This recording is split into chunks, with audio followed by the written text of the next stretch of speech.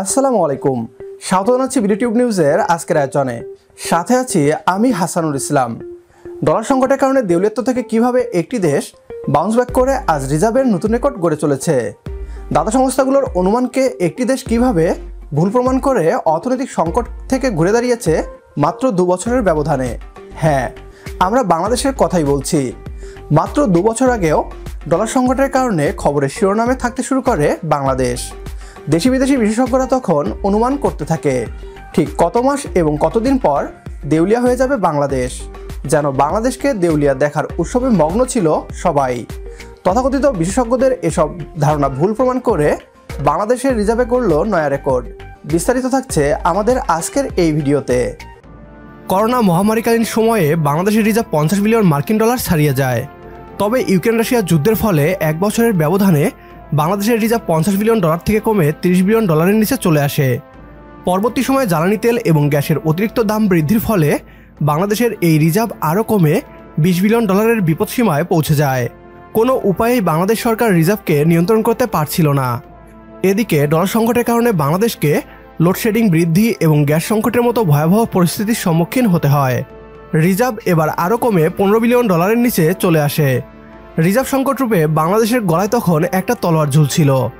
Reserve নিয়ে বাংলাদেশের এমন দুরবস্থা দেখে দেশি বিদেশি মিডিয়া এবং বিশেষজ্ঞরা দাবি করতে শুরু করে খুব দ্রুতই পাকিস্তান এবং শ্রীলঙ্কার মতো বাংলাদেশও দেউলিয়া হতে চলেছে। অনেকেই তো বাংলাদেশকে 10 দিনের সময়ও বেঁধে দিয়েছিল। যে আন্তর্জাতিক মিডিয়া কয়েক বছর আগেও বাংলাদেশের অর্থনৈতিক উন্নয়নকে মিরাক্কেল বলে আখ্যায়িত করেছিল, তারাও বাংলাদেশের দেউলিয়ার খবর ছাপাতে শুরু করে। বাংলাদেশের ডলার পরিস্থিতিকে সামলাতে IMF এর কাছে ঋণ নিতে হয় বাংলাদেশকে।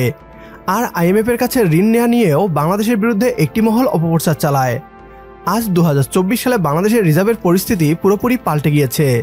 এক সময় যে রিজার্ভ কমতে কমতে 10 বিলিয়ন ডলারের নিচে চলে গিয়েছিল, আজ সেই রিজার্ভ বেড়ে 26 বিলিয়ন ডলারে পৌঁছে গিয়েছে। আন্তর্জাতিক মুদ্রা তহবিল IMF ও অন্যান্য খাত থেকে বৈদেশিক মুদ্রার সরবরাহ বৃদ্ধির ফলে দেশের গ্রোস রিজার্ভ 26 বিলিয়ন মার্কিন ডলার ছাড়িয়েছে বলে জানিয়েছে বাংলাদেশ ব্যাংক। গত বৃহস্পতিবার কেন্দ্রীয় ব্যাংকের এক বার্তায় এ তথ্য নিশ্চিত করা হয়েছে। করোনার পর থেকেই বৈদেশিক মুদ্রার রিজার্ভ নিয়ে চাপে রয়েছে বাংলাদেশ। রাশিয়া ইউক্রেন যুদ্ধের ফলে আন্তর্জাতিক বাজারে জ্বালানি ও অন্যান্য ভোগ্যপণ্যের দাম বেড়ে যাওয়ায় দ্রুতই কমতে শুরু করে রিজার্ভ। গত মে মাসে এশিয়ান ক্লিয়ারিং ইউনিয়ন ACUর 163 কোটি ডলার পরিশোধের পর রিজার্ভ দাঁড়ায় 18.26 বিলিয়ন ডলার, যা ছিল গত 1 দশকের মধ্যে সবচেয়ে কম। বাংলাদেশের এই পারফরমেন্সে খুশি দাতা সংস্থা IMFও। তবে তাদের দাবি বাংলাদেশ 2026 সাল নাগাদ পুরোপুরি ডলার সংকট থেকে বেরিয়ে আসবে। এর মানে বাংলাদেশের আরও 2 বছর সময় লাগবে স্বাভাবিক হতে।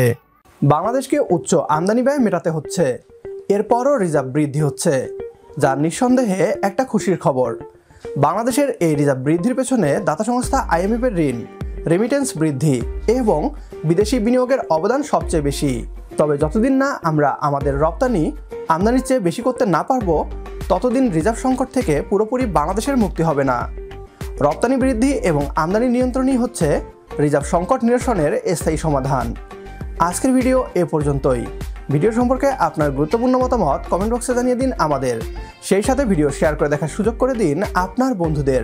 পরবর্তী ভিডিও দেখার আমন্ত্রণ জানিয়ে বিদায় নিচ্ছি আজ। আল্লাহ হাফেজ।